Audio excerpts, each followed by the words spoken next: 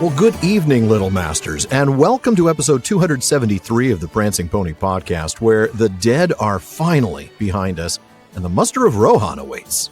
Let us only hope, though, that Theoden remembers what that red arrow means. I always thought it meant no right turn here.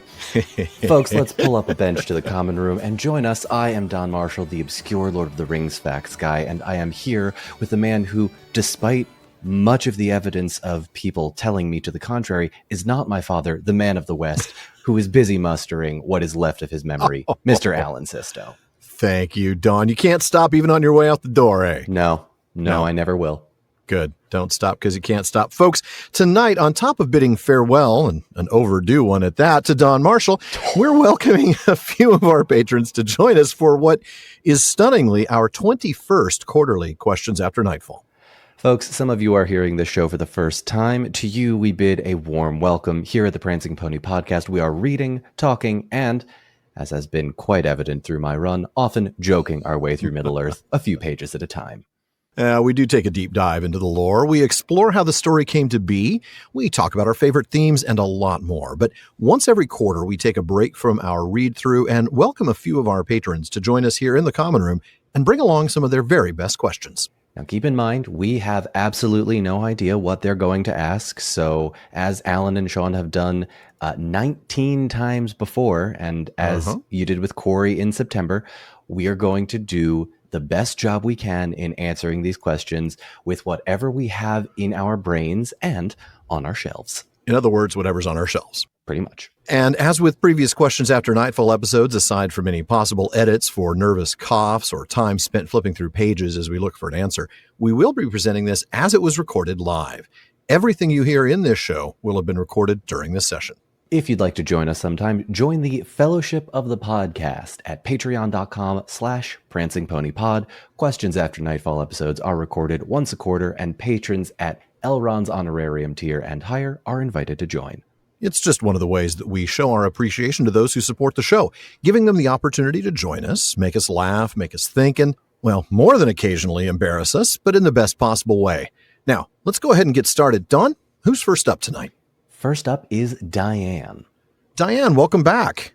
What's your question for us tonight?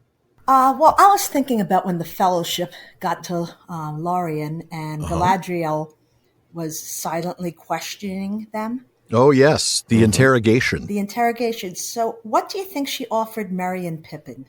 Ooh, excellent question.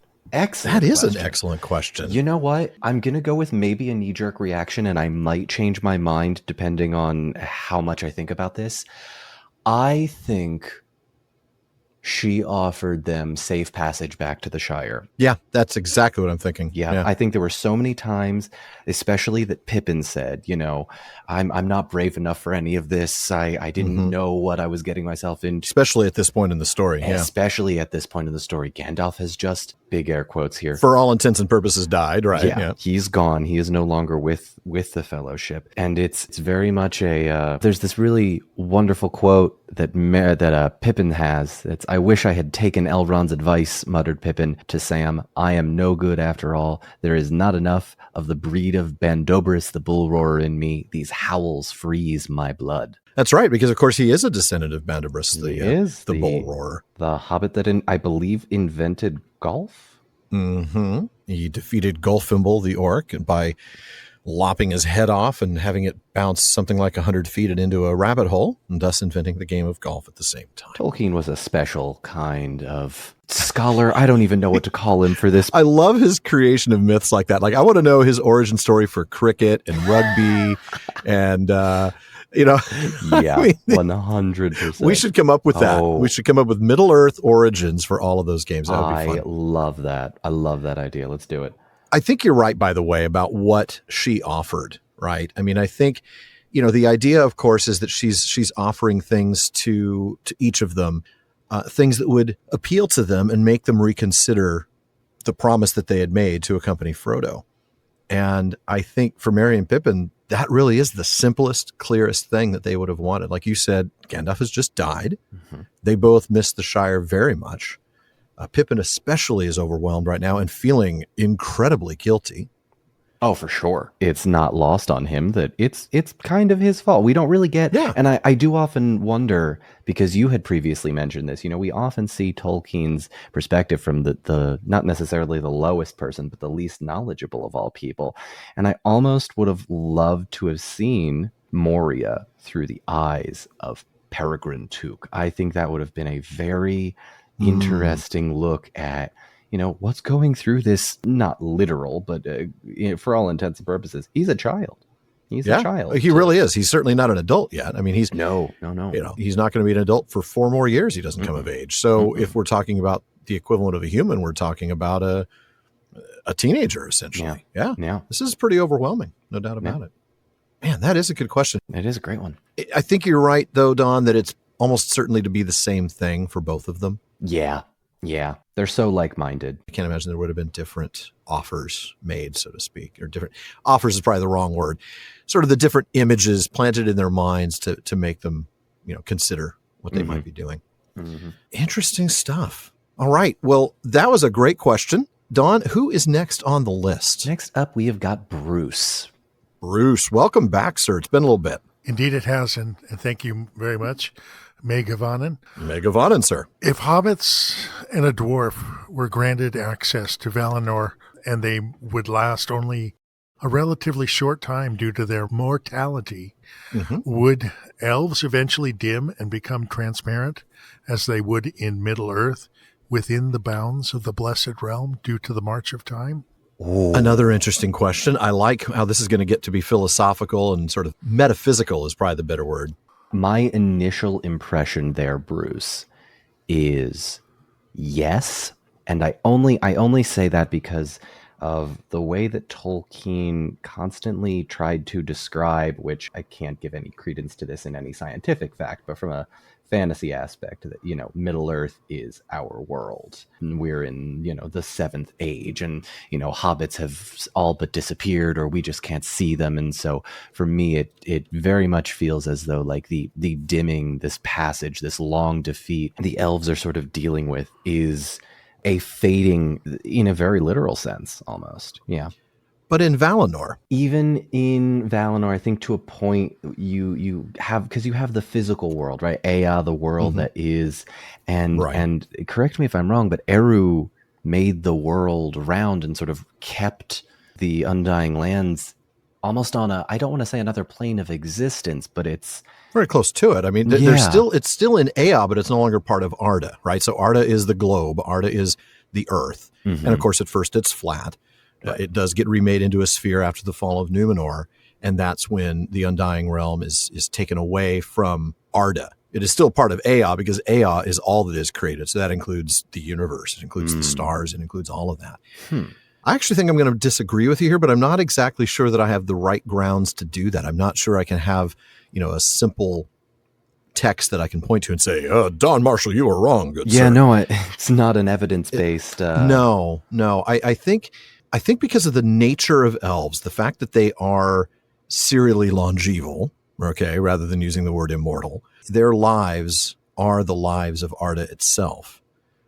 That they only fade when they remain in Middle-earth, when they don't go to what is essentially their home. So nature of Middle-earth, was there not the Fea and the Roa? I'm probably pronouncing that. Yeah, the Fea and the Roa. Right, the Fea is the spirit, or the Fear plural. Is it maybe fair to say that the spirit portion would stay, but not necessarily the physical form? I mean, I guess that's where I'm coming from that aspect of, elves have basically two different... Well, so do men. Men also have a Fea and a Roa. Oh, that's true. Their difference is that when their Roa dies, their Fea leaves Arda altogether.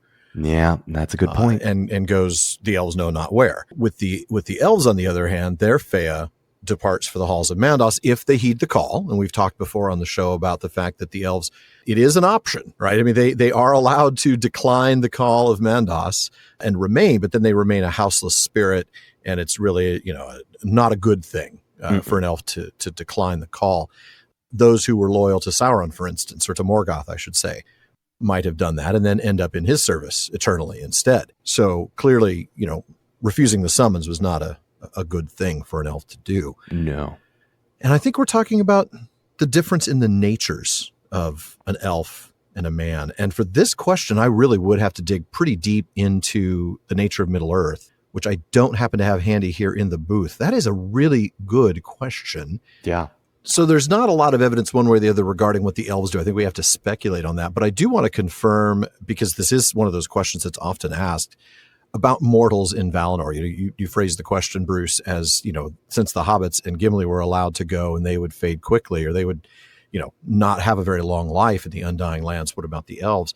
I want to confirm that about the mortals. I mean, we already know, of course, that mortals cannot even go there uninvited. They end up in the caves of the forgotten, right, Farazan? But I want to go to a letter, actually a couple of letters that Tolkien wrote. One of them is letter number 154 that he wrote to Naomi Mitchison.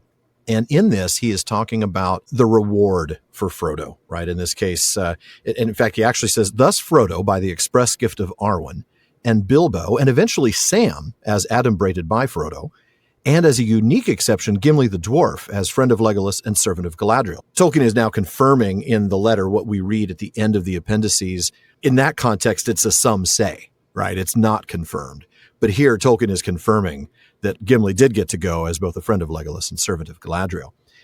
Tolkien goes on to explain, he says, I have said nothing about it in this book, but the mythical idea underlying is that for mortals, since their kind cannot be changed forever, this is strictly only a temporary reward, a healing and redress of suffering.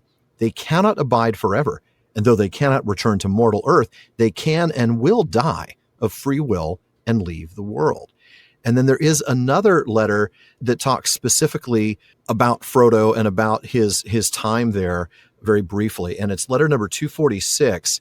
And in this case, the letter is written to Mrs. Eileen Elgar, and it's actually a draft of a letter. And I'm going to quote a little earlier in the paragraph. Alas, there are some wounds that cannot be wholly cured, said Gandalf, not in Middle-earth. Frodo was sent or allowed to pass over sea to heal him, if that could be done before he died. He would have eventually to pass away. No mortal could or can abide forever on earth or within time. So he went both to a purgatory and to a reward for a while, a period of reflection and peace, and a gaining of a truer understanding of his position in littleness and in greatness, spent still in time amid the natural beauty of Arda unmarred, the earth unspoiled by evil. And of course, he also confirms that Bilbo went too, no doubt as a completion of the plan due to Gandalf himself. But yeah, the idea of them being able to go and then live forever there is simply not possible. No.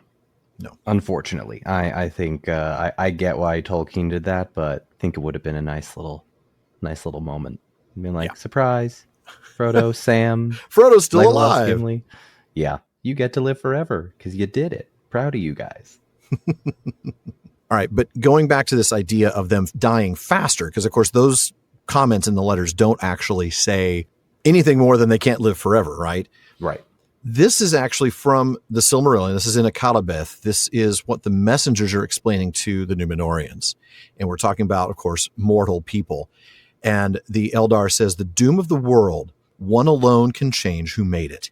And were you so to voyage, that escaping all deceits and snares, you came indeed to Aman, the blessed realm, little would it profit you. For it is not the land of Manwë that makes its people deathless, but the deathless that dwell therein have hallowed the land. And here's the key. And there you would but wither and grow weary the sooner, as moths in a light too strong and steadfast. Ooh. And there's no difference in terms of the mortal nature of dwarves and hobbits in relation to men. I mean, granted, the Númenorians had a longer life, not a shorter one, but they're still mortal. Yes. So, yeah. So there you have it. That's at least confirmation about that. But the elves themselves, I think their fading only happens in Middle-earth. And I'd have to dig really deep into the Nature of Middle-earth volume to confirm exactly why I believe that to be true. But I'm fairly certain that's the case. Yeah, no, so, I don't have it off the top of my head, but that sounds correct because of, God, how many different things have I read over the years? I know, we've read so much. That's one of the problems with this, with these episodes, is it's such a challenge to keep all of that source material straight. I love it. I relish the challenge. Let's do it. Well, before we move on to the next question, Jerome adds a little comment in chat that I want to point out. He says, but you'd be in Valinor. Would even a little time in Valinor be better than a longer time in Middle-earth? I think so. I think so. And certainly Frodo would think so as well. He gets to be healed of the pain of the bite and the sting. You know, he talks about this after they've come through and come back and scoured the Shire. Frodo keeps talking to Sam about, you know, that he's been wounded. And he's talking about both the injury in his shoulder from the Morgul blade and the sting, the spider sting from Shelob. Mm-hmm. So, yeah, I mean, he's going to have a much more pleasant time there, even if it is briefer. Yeah. Yeah. I'll quote this: "I'm here for a good time, not a long time." That can be a Drake lyric. That could also potentially be a George Strait lyric. Depending could be a on number of things. Your demographic, about who's listening to this right now. Apologies for any. It's also quite possibly a Don Marshall quote. You're only here for 4 episodes. You're here for a good time, not a long time. You know what? I appreciate it, but I don't think I could ever possibly claim credit for that. But that's very kind of you. Well, we've had a good time, that's for sure. Oh, yes, we have. Yes, we have. Well, we've got lots more questions to go, but before we do, we're going to take a quick break, and we'll come right back.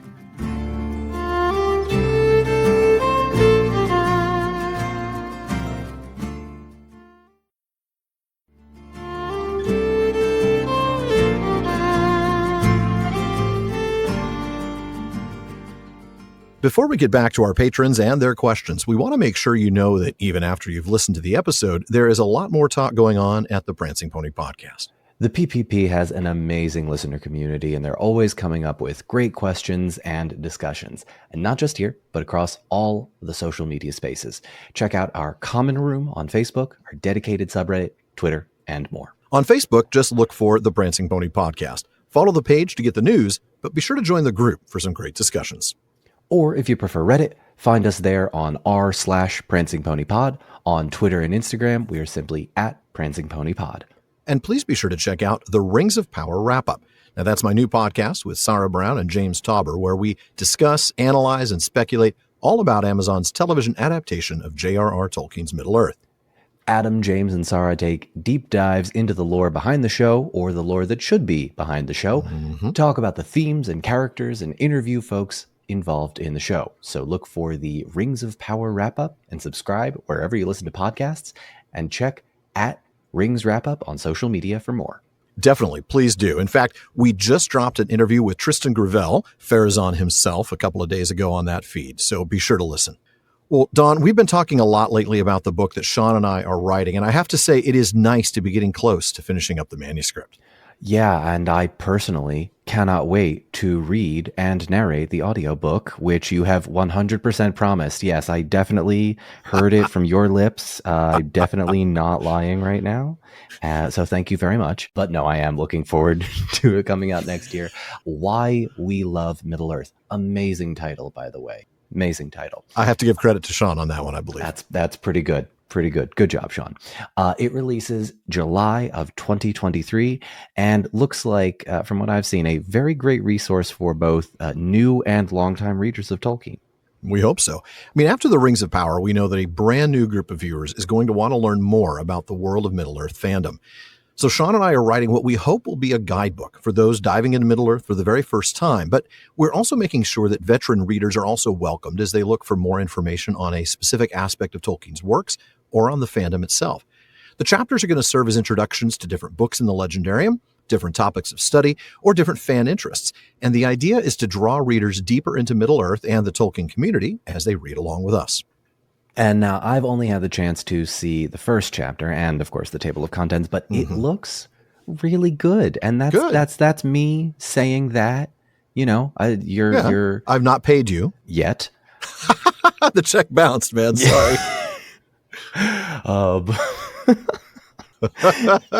Trying to do a book promo for you, and I can't stop PPP laughing. shill, man.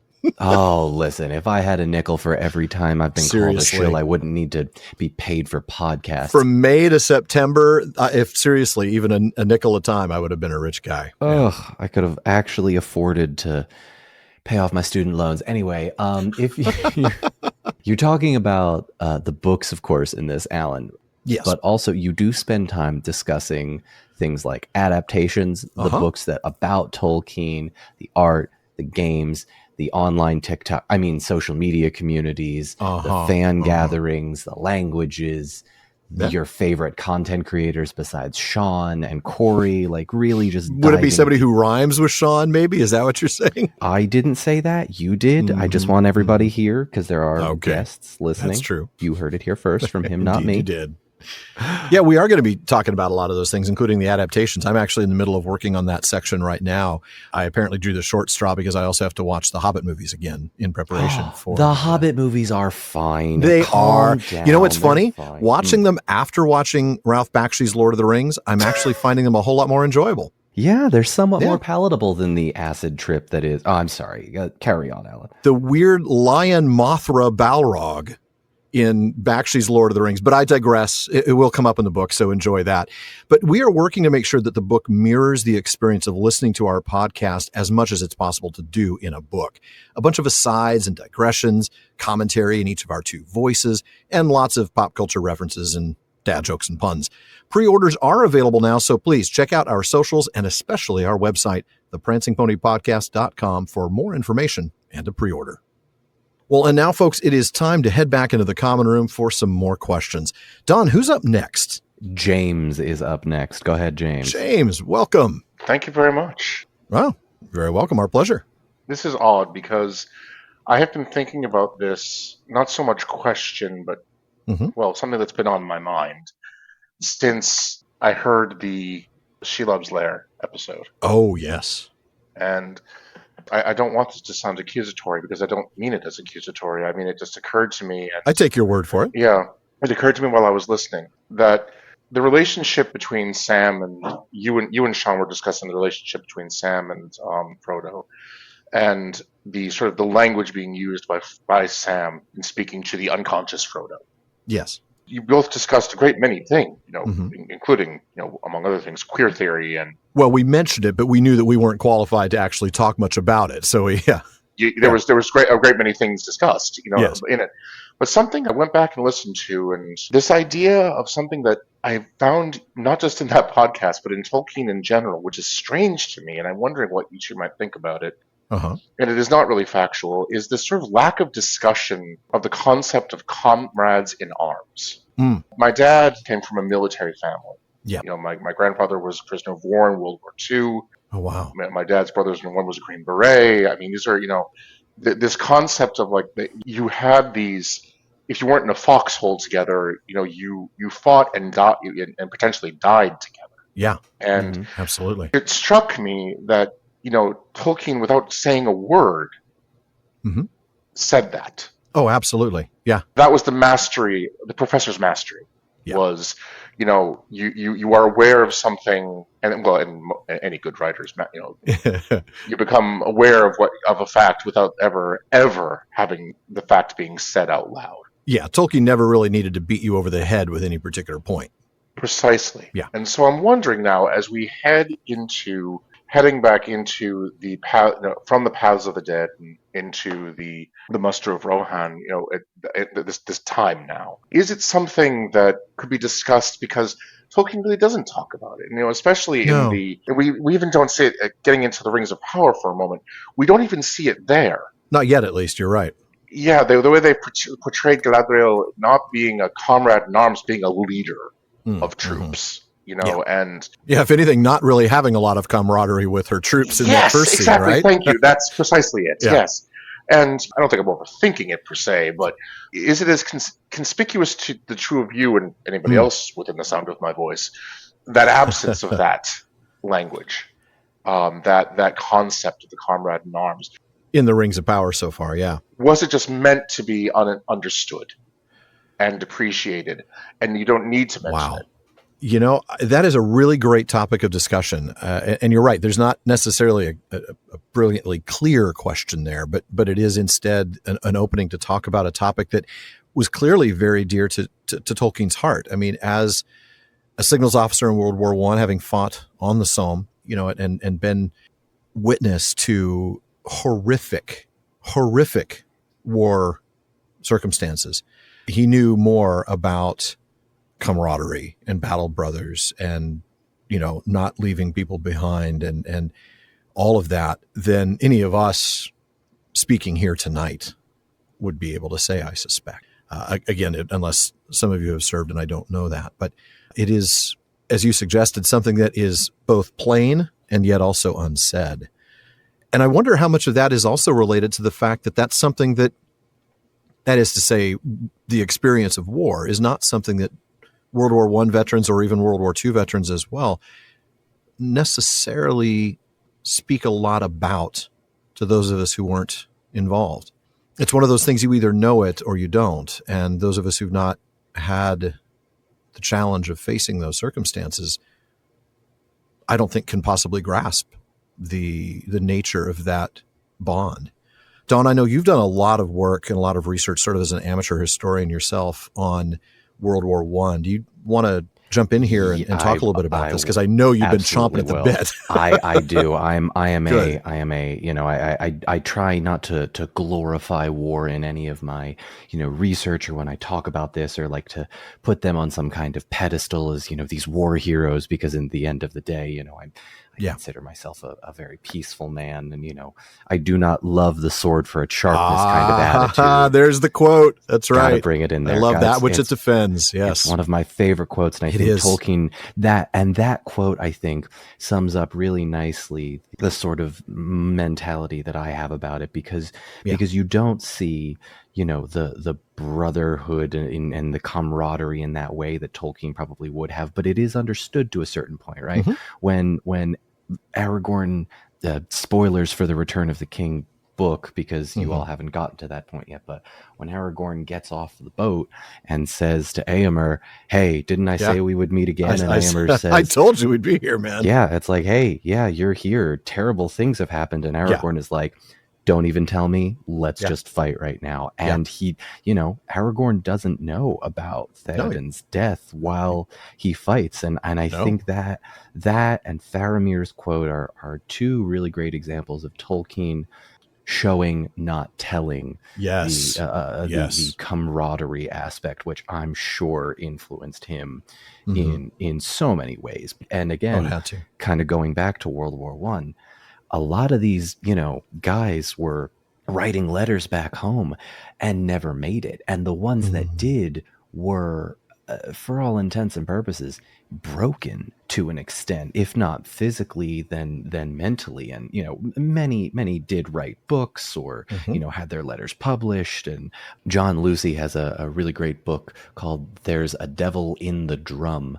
He basically is just discussing his experiences, and trench warfare is unlike anything you've ever seen. And I can't even imagine it personally. That's just something that I struggle to even comprehend. But I think to a certain extent, that camaraderie that Tolkien certainly witnessed, if not was a part of himself, he put that into his writing, but didn't necessarily go into detail about it because you didn't talk about it back then. That was the norm. That was the expectation for a lot of people.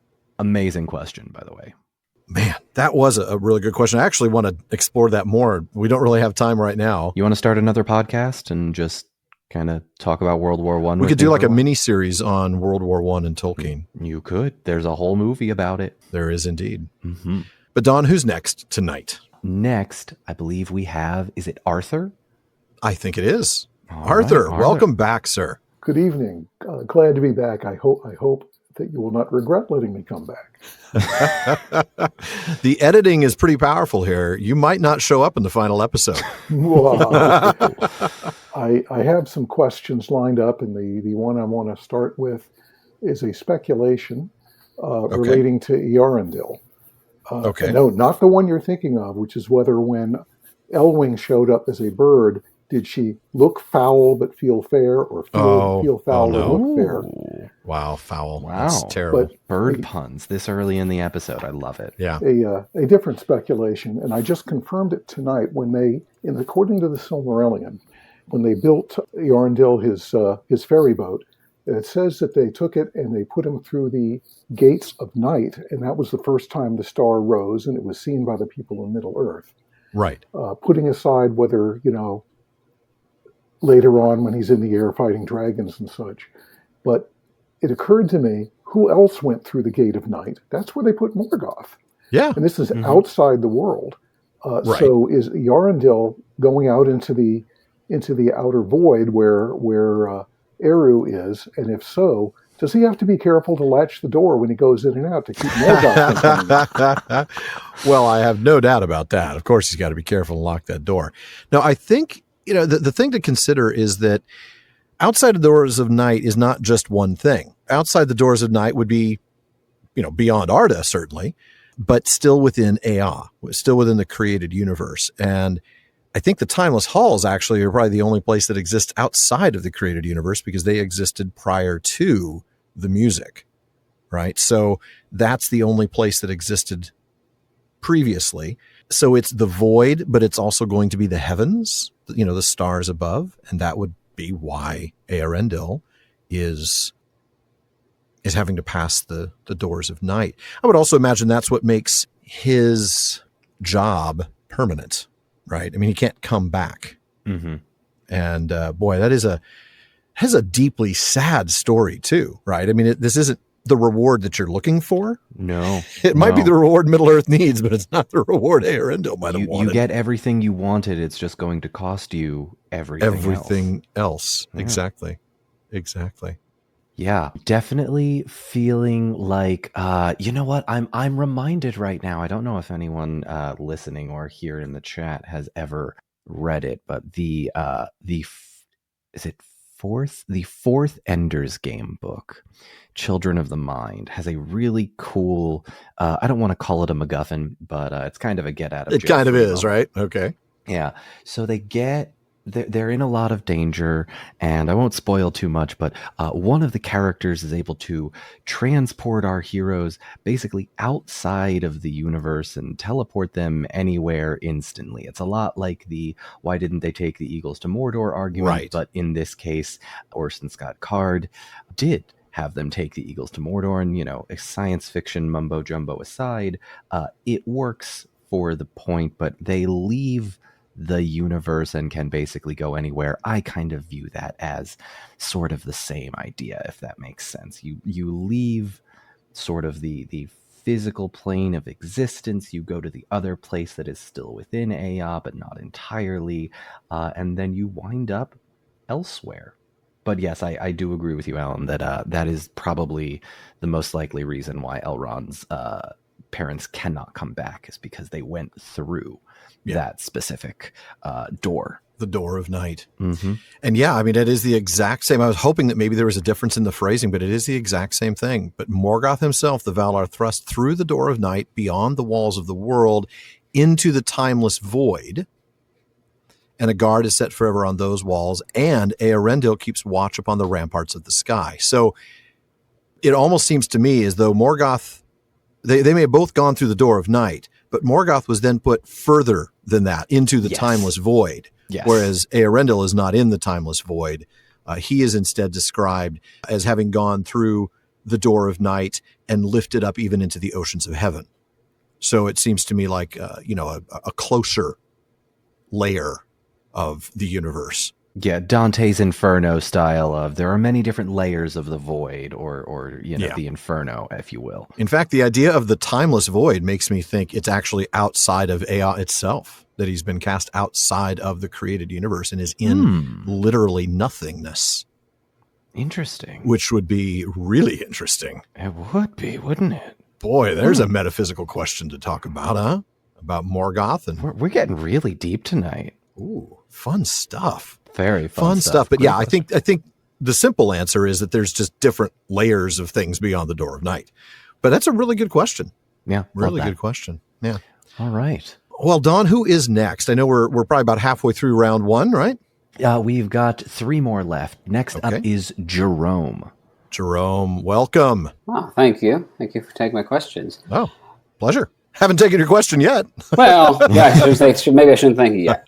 This is something I thought of just reading the Silmarillion on my first read through. I'm not sure if this was answered in the book or not. I could be wrong, but we'll see. That's tough. I mean, things may be answered, but you might not have found it because it is for the very first read difficult, no doubt. Yeah, but at one point, Yavanna creates all the plants and animals and kind of puts them kind of on pause until the first children show up. Mm-hmm. Uh-huh. And then Varda makes the stars. So there's some stars, so they have a night light to see. Right. When they wake up in Cuivienen. Mm-hmm. And then they wake up, and then maybe the plants and animals don't wake up. I don't know. But how does everything then survive the hundreds of thousands of years until the sun shows up? Because the plants were there, but then if there's no sun, the plants get photosynthesis. They eat the animals that are alive, and then there's no animals procreating to make new animals. So how did everything survive until the sun? Alan, may I? Just for a brief moment, may I? So, Jerome, several weeks ago when we were filming, I think it was episode 1 or 2, I told Alan a phrase that the kids are using these days, and it's how I approached Rings of Power for the most part. No thoughts, just vibes. Just vibes. Just vibes. No thoughts, just vibes. We are vibing out. We are having a great time. We are doing good, right? Everything's cool. Everything's hip. Everything's chill. I'm just throwing out other words that mean good for various generations over the last 100 years. All of that is to Have you thrown in groovy? Because I haven't heard that one yet. No, I don't think I will. But in my mind, the reason it didn't work is because Tolkien said so. Elf magic, try not to think about it too much, and no thoughts, just vibes.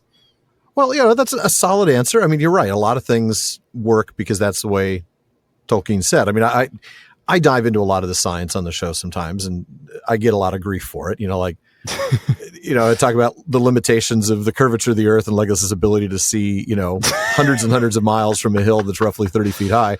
We talked about the decibels, how loud was the Horn of Boromir and things like that.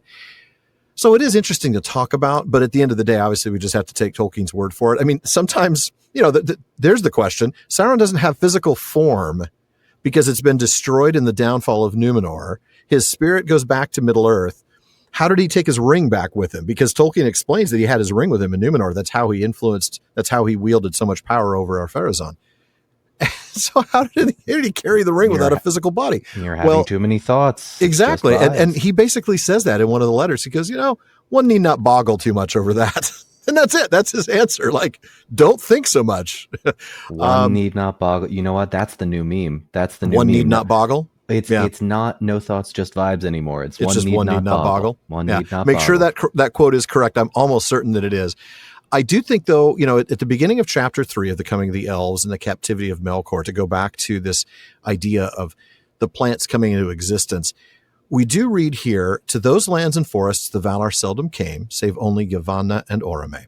And Yavanna would walk there in the shadows, grieving, because the growth and promise of the spring of Arda was stayed. And she set a sleep upon many things that had arisen in the spring, so that they should not age, but should wait for a time of awakening that yet should be. Now that, at least to me, maybe addresses the plants. It doesn't really address the idea of animals continuing to reproduce for prey, for food, or for hides, or anything along those lines. But certainly the idea is that the things that needed to be protected from a lack of sun, from a lack of light, a lack of whatever was needed, those things were in essentially some sort of a hibernation state, protected by Yavanna's magic. And if you think elf magic is something, you should try Valar magic. It's amazing from what I understand.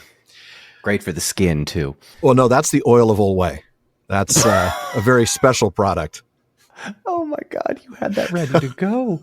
You had that ready to go. Well, that goes back to season 1 when Shawn and I were talking about Luthien's fabulously youthful appearance. And we had all sorts of different skincare products. And amazing. One of them was oil of Olwë. That's amazing. Good stuff. So I do think that is part of the answer there, is that Yavanna puts them in essentially a state of hibernation. So, yeah, I mean, because there's not a lot of light. It's about as close as we're going to get. Yeah, no, there's not. I mean, that is as photosynthesis under starlight, probably not going to happen very much. So, yeah. Good question, though. I'm sorry I couldn't give you a firmer answer. I do wish I had a more science-based answer for that. All right. Well, science aside, should we move on to the next question? I think we should. We've got a couple more left before we go to round 2, and I think tonight at least we'll get 3 or 4 in for round 2. Amazing. Well, we've got Eric up next. All right, Eric, welcome, sir. Thanks. Yeah, great to be here. And yeah, when I realized I decided to do this, and I'm like, oh, what is my question going to be? I'll join you. I don't know what I'm going to ask, but I'll be there. I was thinking about Malbeth the Seer and the prophecies. I think you guys were talking about that maybe on one of the last couple episodes. Yeah, pretty recently, right? Yeah. I was curious because that first prophecy he makes is a choice, essentially, which is kind of an interesting type of prophecy. And right. I wondered what you thought about the fact that that choice was being put out there. Who knew about that this was a choice? Because I know he tells the king about what to name his son, but I'm just curious what you think about who knew about what this choice was really. And I was trying to see when he says the Dunedain have to make a choice, whether that means the Gondorians, and obviously they make the choice to go with the other guy. Right. Even though it seems like the claim is pretty good from... Yeah, the claim is a pretty sound claim. I mean, he's descended from Isildur, and he's also married to the daughter of the last Gondorian king. It's a pretty good claim. So I'm just wondering what you make of this choice. Was it really a choice? Was it predestined to go one way, perhaps? And why he did the prophecy as a choice? That is a good question. I mean, did the Dunedain in the south, right, did the Gondorians know that there was a choice related to the prophecy? I mean, they knew they had to make a choice, right? They clearly, you want to become king. Never mind. No, we've got one already. I'll tell him, but I don't think he'll be very keen. I think he already has one. I told him we've already got one. I do think, though, however, you asked whether it was fate, perhaps. I can't go there because with men, we do know that men are able to change the outcomes. They're able to do things outside the scope of the music, which is as fate to all else. And so I do think that they did have that option. But just the way Malbeth worded the prophecy, I have to say that the default understanding was that they were going to make that choice, that they were not going to take the less hopeful choice. There was a reason why he said, name your son the last king. And not the king of both realms united, who will change his name to Arvedwi if they change their minds down south. So I think Malbeth was pretty sure that the Gondorians were going to make the choice that would result in Arvedwi being the last king. I want a sort of what if scenario where he just says, no, I'm not going to name him that. I'm going to name him something else entirely, like Todd. I'm going to name him like Todd or Steve, maybe. Yeah, something very generic, and then he won't be, and then Gondor will be fine. Have you ever noticed, though, that when people who are involved in a prophecy try to avoid the results of that prophecy, it usually just makes it worse? Yeah. I think that would have been a bad idea. Probably. And, Tolkien does that all the time. Yeah. I think it's fair to say that the Dunedain and Gondor did have a choice. It was a legitimate choice, not a choice, not a pretend choice, not a predetermined outcome. And they made a decision that was not the one that seemed less hopeful, and therefore Arvedwi ended up being the last king. Did they know about the prophecy in the south? Almost certainly not. There'd be no reason for them to have known. And in the messages from Arvedwi in claiming the kingship, he certainly didn't say, and by the way, I was prophesied to be the king.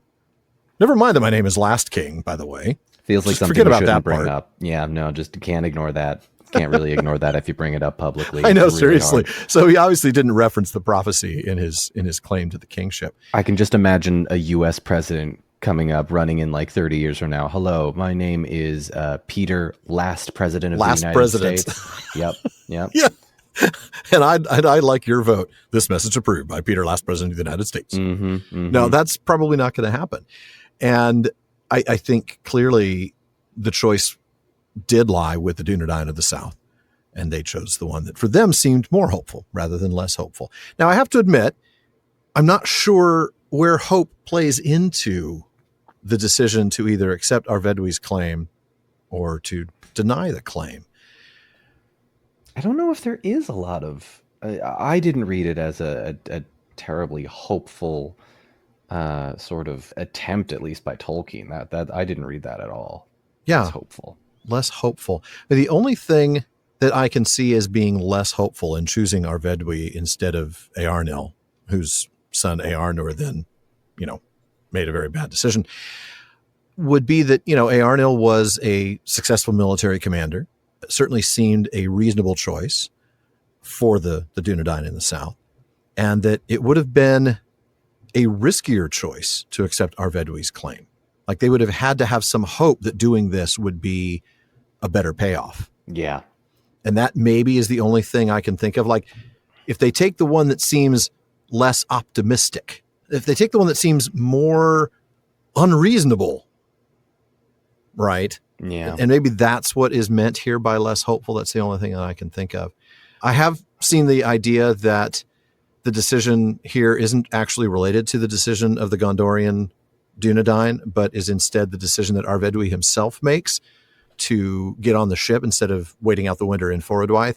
I'm going to suggest that doesn't seem to fit because of the way Malbeth phrases it. If they take the one, talking about the Dunedain, if their choice is the less hopeful one, then your son, speaking Arvedwi, will change his name. And so it sounds like we're talking about two different parties. They, meaning the Dunedain, and he, your son. So given that, I can't see that as being a decision of Arvedwi that affects that. But certainly it would have been less hopeful to stay, oh, for sure, in Forodwaith. Yeah. So I can see that, being why that might be interpreted that way. That is such an interesting question, and it is such an interesting prophecy. Oh yeah, and it's the great part is that it's almost kind of a throwaway line that we've talked for the last 10 minutes about just kind of breaking down everything that could have been the case for this, because it's so that's how deep Tolkien gets sometimes. He just kind of sneaks up on you like that. Yeah, it really does. That's a good point. Are we ready to jump to our final question of round one? We are. The final question of the first round. All right, Elizabeth. Elizabeth, welcome back. Hello. Thanks for having me back, guys. How are you? Doing well. We're fine. Good to have you. Good to be here. Well, hey, all right. So my question is more of a what-if situation. Oh, I love those. I wrote a whole D&D campaign about this one time. Those are the best kinds. So what if Turgon had actually heeded Omil's warning, and he'd listened to Tuor and Idril and basically everyone else, except for the two guys that turned out to be traitors. Eöl and Maiglin, those two. If he had, heeded the warning, what important events do you think might still have come to pass? Like, for instance, Eärendil getting to Valinor, and maybe how, with possibly considerably less perishing, but how do you think that could have considerably less perishing? New and improved now with less perishing. Interesting. I have a bit of a hot take for this one, Alan. Yeah, please do. If Turgon survives, and for those that maybe haven't read the Silmarillion, Turgon, Elven King, very important. His death leading to how many number of refugees in a lot from Gondolin. I don't think it's Elrond's dad, Eärendil, that goes to Valinor. You think somebody else ends up filling that role? I think someone else ends up filling the role. Here's why. I think it is Tolkien's, I don't necessarily want to say agenda, but it is his prerogative to basically give all of the kings of the elves terrible fates. And I can't help but think that in a moment of sheer, oh my God, my kingdom is gone, what do I do moment, the Turgon decides, well, there's nothing left for me to do. Might as well go and plead with the Valar. And I think, interesting. Yeah. Now I'm sure someone will have a different opinion with me on this, but in my mind, the immediate thought is that. I think the only successful claimant, the only successful person who would have been able to get the Valar involved would have been somebody representing both elves and men. So let me make this very clear. Turgon fails to get to Valinor. Okay, that's what I wanted to make sure. Absolutely fails. Yeah, no. There's no way that boy is succeeding. Unfortunately, he is destined for sadness all of the time. Although so is Elrond, really. That's a good point. So what do you got? What's your take on this? What happens? Well, see, this is one of those deals where we get to come back to one of my favorite concepts, which is spibimi. I shall prove but mine instrument. The idea that the plan that Iluvatar has will somehow come to pass one way or the other. He'll find some other method to accomplish his ends. And in the case of getting, in the case of getting Valar, over to Middle-earth to defeat Morgoth and basically free Middle-earth and sink Beleriand, he would have found some other way. You're right, though. What happens? Does Eärendil end up going? I don't think he does.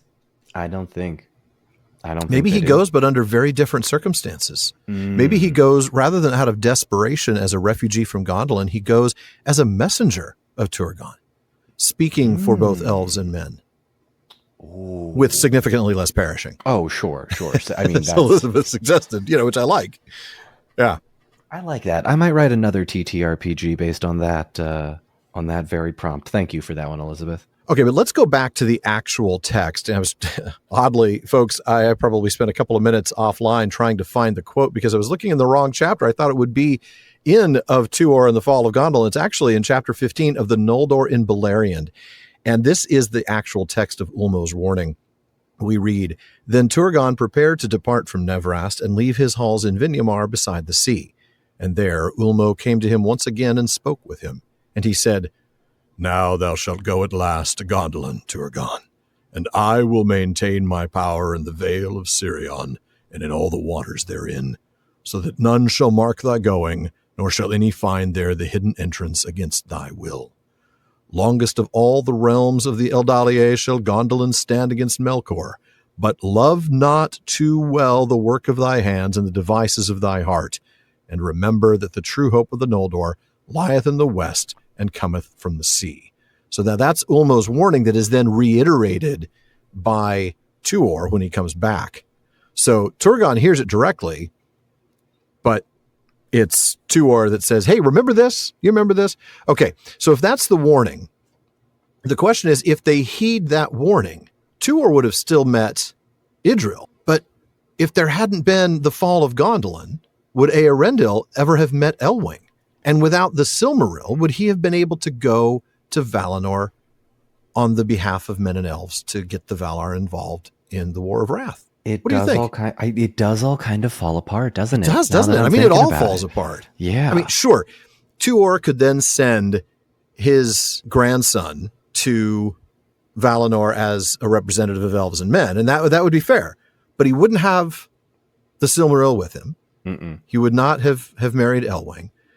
And then we also have the problem of there's no Elrond and Elros. Right. And would we have had any of the sons of Feanor seeing a literal hidden city of elves that has been there for years and years, all of a sudden, well, now we might have some bad blood and the warfare gets maybe just a little bit too tricky.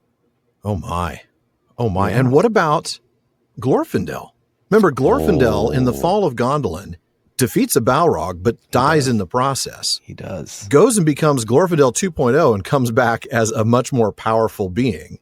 Does he ever get that level up? Don't think he does. I don't know Tolkien's MMORPG, World of Warcraft style rules about leveling up. That's true. I mean, maybe just quest completion alone gets him the XP, even if he doesn't die. I don't know. It's another one of these, like I said earlier, Spabimmy type of moments, right? Yeah. I mean, it took the evil acts of Eöl and Maeglin to lead to the downfall of Gondolin that would then lead to Eärendil meeting Elwing, putting the Silmaril on his brow as he goes to Valinor and successfully convincing the Valar to come and rescue Middle-earth from the clutches of Morgoth.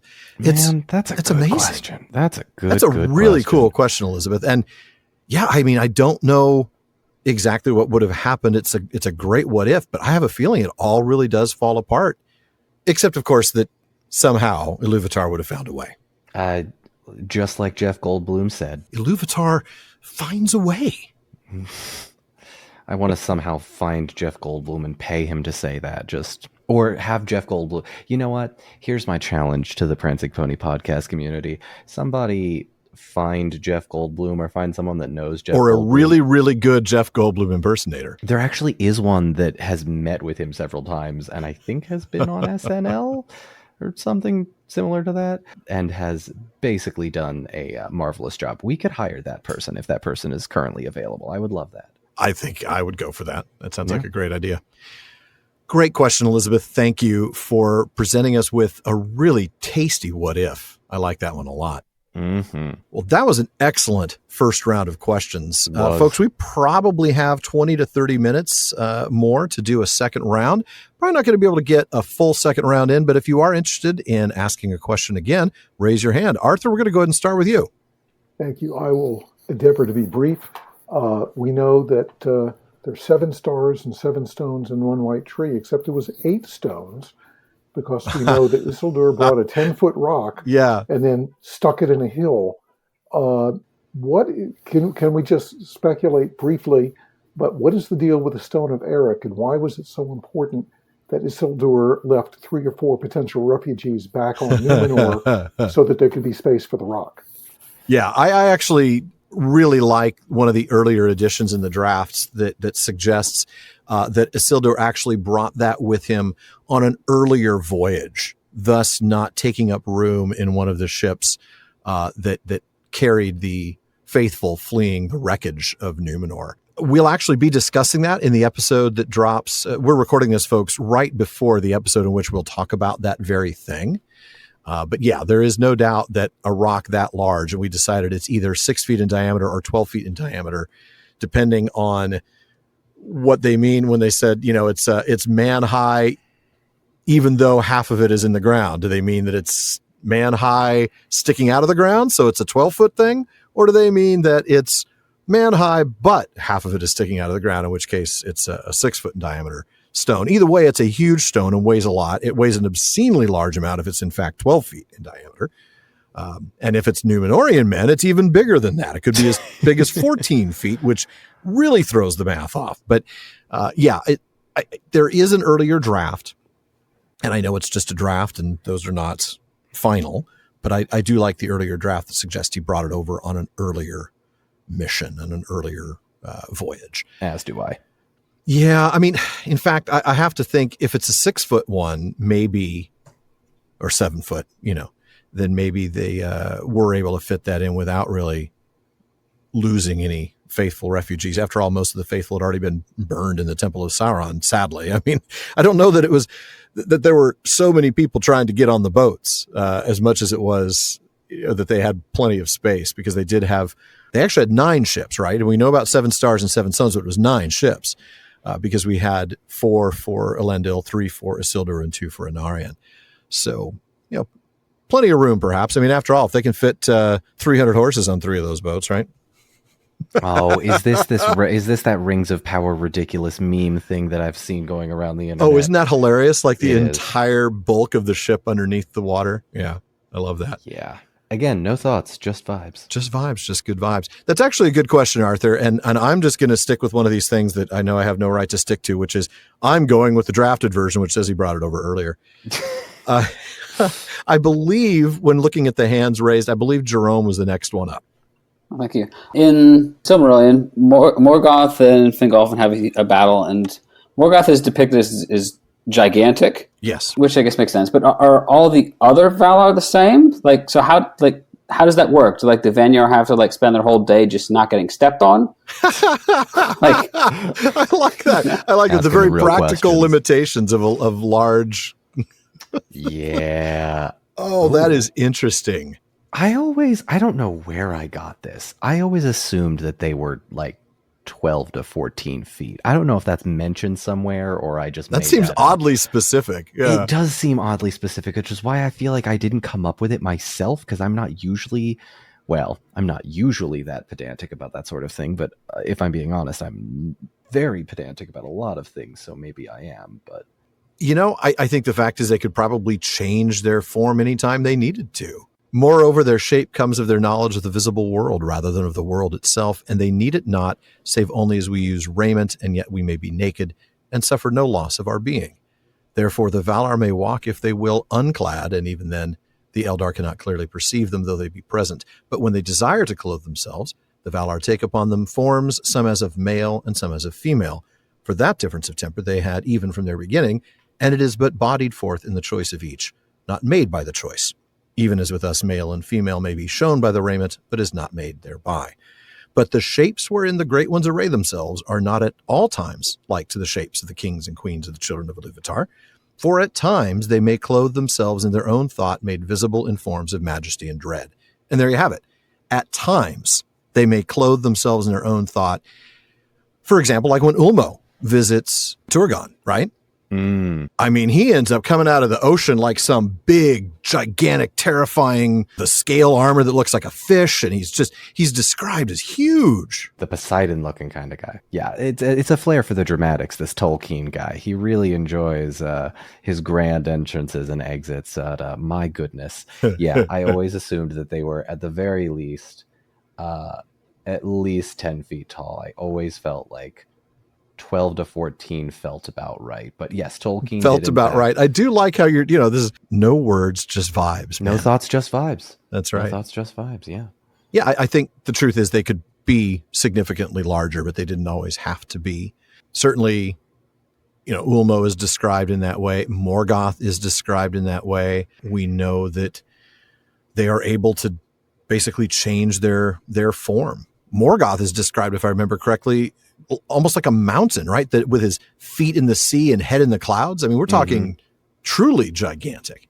So I love all of the different interpretations of what the Valar look like, because it's so interesting seeing everyone's takes on their size, their scale, what they wear. It's a lot of fun. That's probably one of my favorite parts of the Tolkien community is that's one that I'd have to do a lot of digging on to get a precise answer. In fact, I am certain that there is something in the nature of Middle-earth on this. Oh, you know what? I'm certain there is. Right. I just don't have that book handy in the booth as we are recording this. So that may be something, I don't know how we would address that later. I mean, unless somebody throws it into a mailbag, because we don't really have a sidebar on the Valar anytime soon. I think the next time we'll have a Valar sidebar will be that cool moment in the Ride of the Rohirrim when we read about Theoden being described as like Orome. And the people in 1957 were saying, like, who? Like, who now? They had no idea who that guy was. John, who is this? Who is this Orome fella? You got to read the other one, Jack. The book that doesn't exist yet. The Silmarillion wouldn't come out for 20 more years. Going to exist eventually, Jack. You mark my words. Don't you worry. I've got this. I'll certainly publish. I am jealous of those who got to read these books as they came out. Ugh. Those Inklings didn't know what they had. Can you imagine believing that Gandalf was dead and having to hold on to that for a year before finding out that you were wrong? Spoilers. Yeah. Yeah. or all these mentions of the Valar that are just oblique mentions. They're textual ruins, as Professor Drought would call them. and only when the Silmarillion was published in 1977 would you learn about that. So fantastic. But yeah, I think the answer to this is probably going to lie in the nature of Middle-earth. And I don't have that in any text yet, so I don't have it here in my booth. I will look that up. I will try to find an answer for you and get that just as soon as I can. Diane. So Frodo offers the ring to Galadriel, and she refuses. Yes. If she had said, great, I'll take it, would Frodo have given it to her? I think if she said, great, I'll take it, there's not a thing he could have done to stop her. Yeah. I mean, if I'm being completely honest, I don't think he has a whole lot of ability, short of putting the ring on itself and trying to use that then as a way to command her. I don't think he could have prevented her. No chance. It was like Aragorn saying, if I wanted the ring, I could have it now, right? This was in Bree, and this is just a mortal man. She could have taken the ring from him easily enough, yes. Easily, without question. Then what would have happened? Well, if she took the ring from him, it would have probably broken his mind. Remember Gandalf talking about not using force to take the ring in order to prevent that.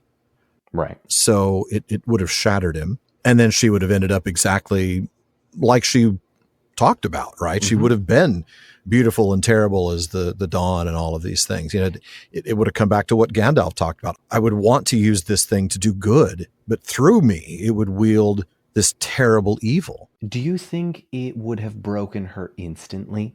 I don't know it would have broken her instantly at all. I think No, I think she would have had the will to use it. I mean, there's perhaps nobody else on Middle-earth with the exception of Gandalf. And Gandalf only because he's a Maya. I mean, yes, he's incarnate, but he's still a Maya. But I think Galadriel, of all the children of Iluvatar, elves or men, yeah, even more than Aragorn, would have been able to bend that ring to her will. Agreed. Yeah. Agreed. Absolutely. Yeah. I mean, it would have eventually claimed her in the sense that she would have become the evil that she was trying to prevent, without a doubt. That's just the nature of the ring, but it would have taken a longer time. Yeah. Oh, God, I love these what if questions. Oh, the idea of Galadriel with the Master Ring is a pretty terrifying thought. Oh, I probably also going to write a what if scenario of if that happened. I can just see her now. Gimli, get over here, Gimli. Don't you I command thee. Oh, you know he'd come running, the little. Of course he would. That's the problem. Poor guy. Doesn't know what he's gotten himself into with this elvish thruple. Anyway, elvish thruple. Oh my goodness, that's great. That is terrible, but great. I love it. All right. Oh my goodness. All right, Elizabeth, you are next. You're the only person who can save us from this particular digression. All right. So I have a quick question from the Akalabes.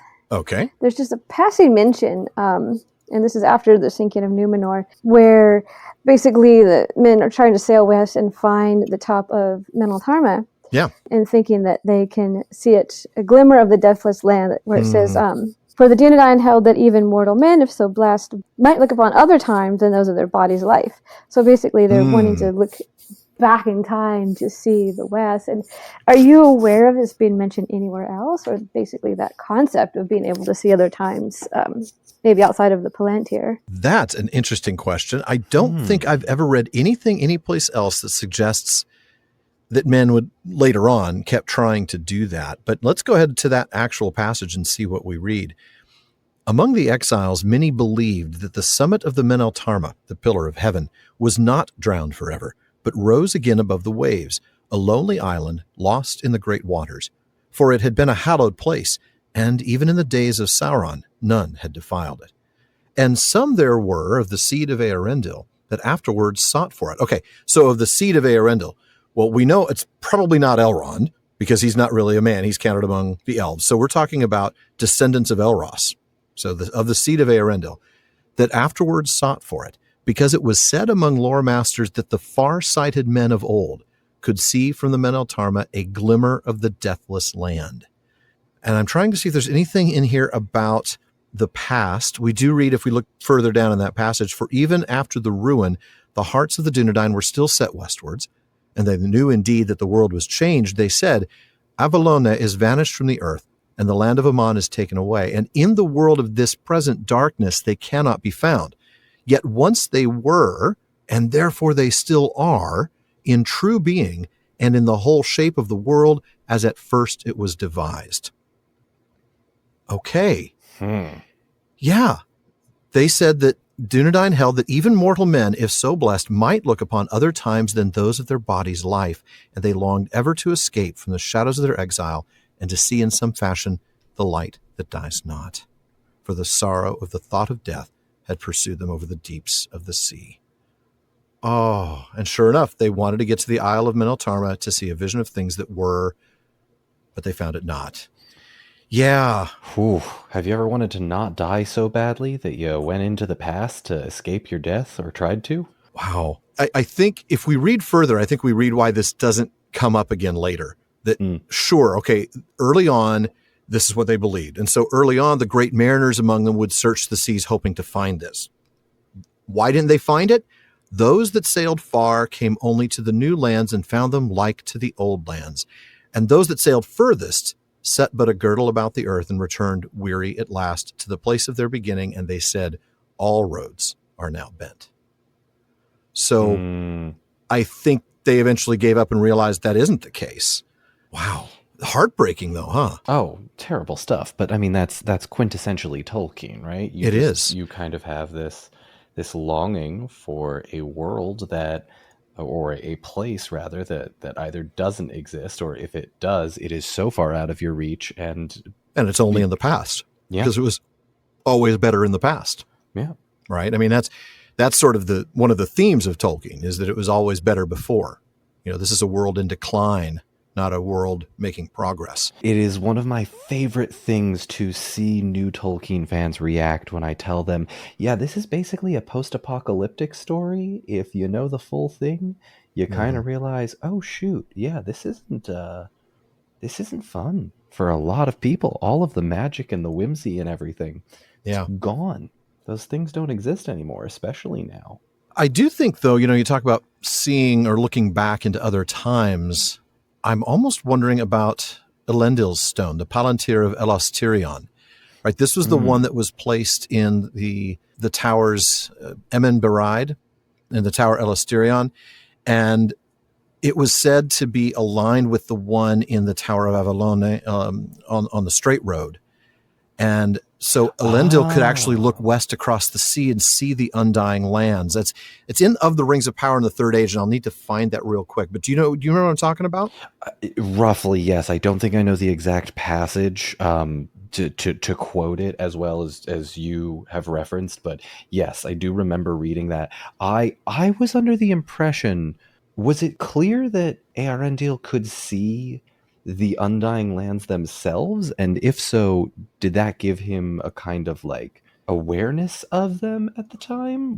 You mean Elendil rather than Eärendil. I'm sorry, Elendil, I knew what you meant. Yeah. Yes. I actually did find the passage while you were talking about that, and it is in Of the Rings of Power in the Third Age. It is said that the towers of Emen Beraid were not built indeed by the exiles of Númenor, but were raised by Gil-galad for Elendil, his friend. And the seeing stone of Emen Beraid was set in Elostirion, the tallest of the towers.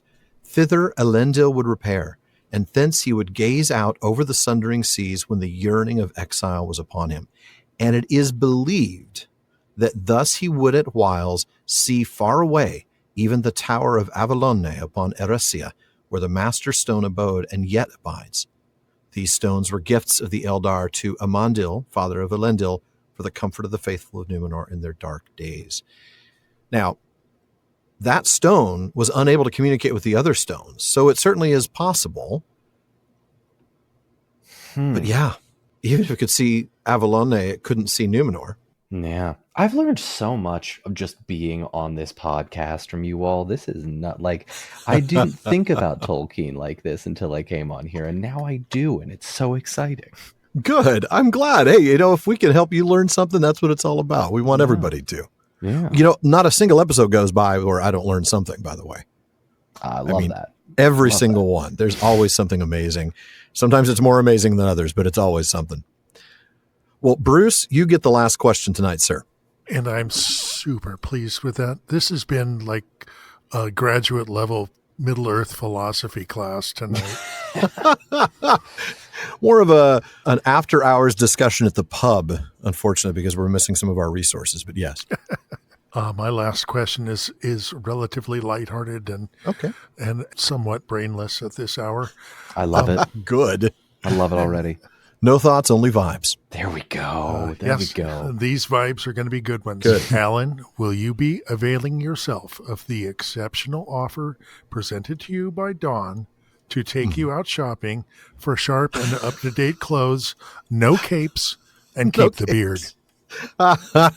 Bruce, your check's in the mail. Your check is in the mail. Thanks for asking that one. Will I be taking you up on your offer that you made in either the first or second episode that we recorded together, that you would take me shopping for modern clothing, for an updated wardrobe? Alan, I don't want you to take this the wrong way. You dress like a dad, which is not a bad thing. Now, I used to actually very much dress like a dad. That used to be true. I didn't think that was true anymore. You're still on that border of not yet a modern Renaissance man. All right. Again, nothing wrong with that, but just look, let me take you into an H&M. You give me your credit card, I'll work my magic, and it will just be a grand old time.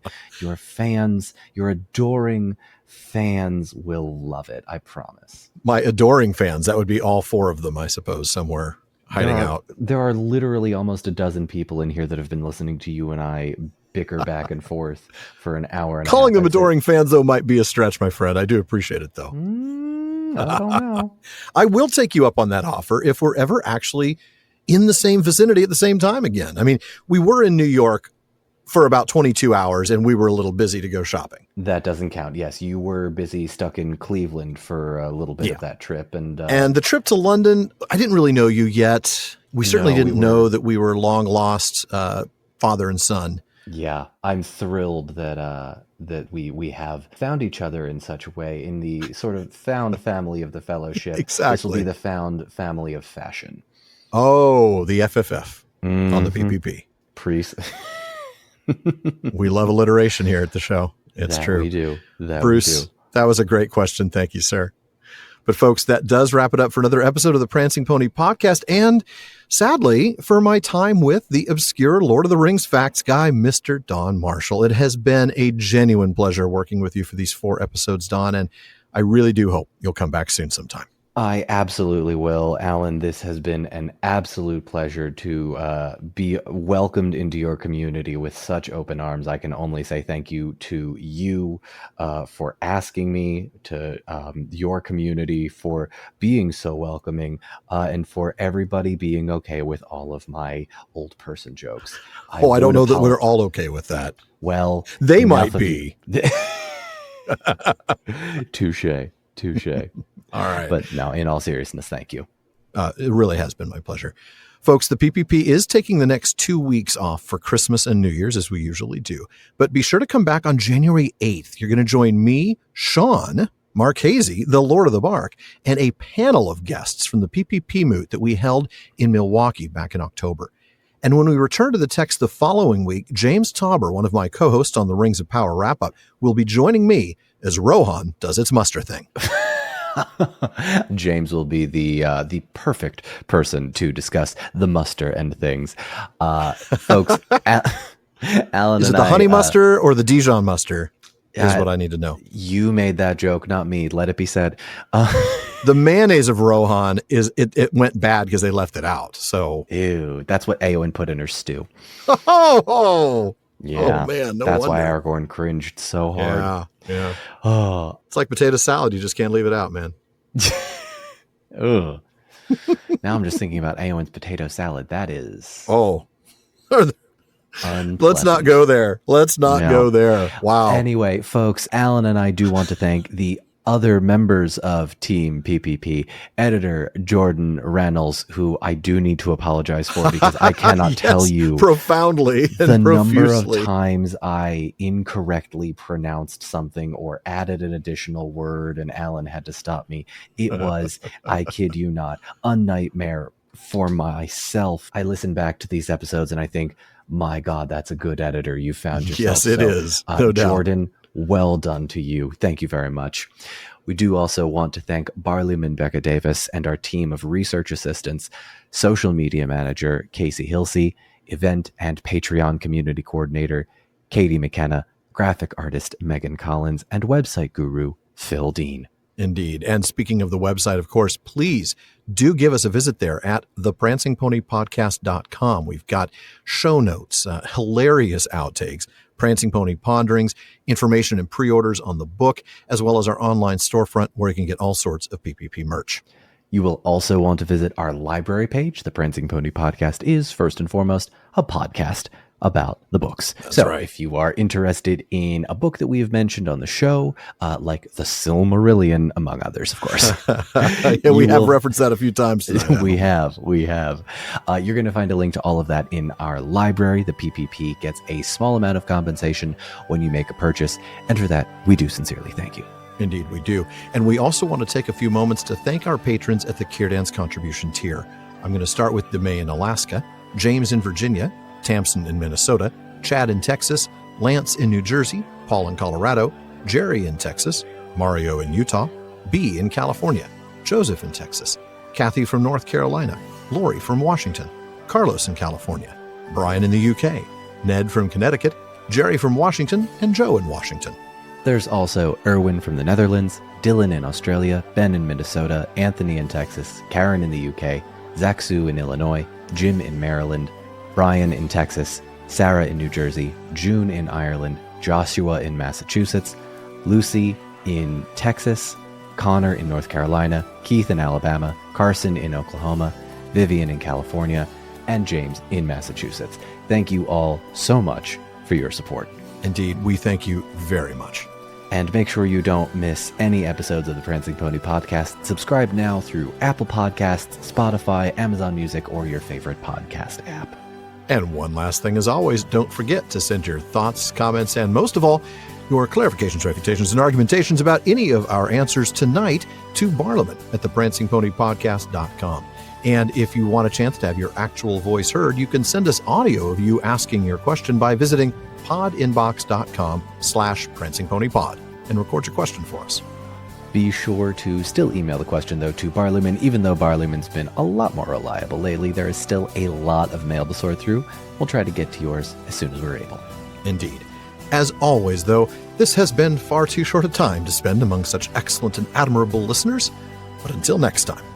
I have been Don Marshall, the obscure Lord of the Rings facts guy, joined by one of, if not the best podcast partner I have ever had the pleasure of hosting something with. Oh, my heart. The man of the West, Alan Sisto. Alan, thank you so much for having me here this final time. You have put together quite a show and garnered quite the fan base and community. Well done, you. Thank you. Thank you, sir.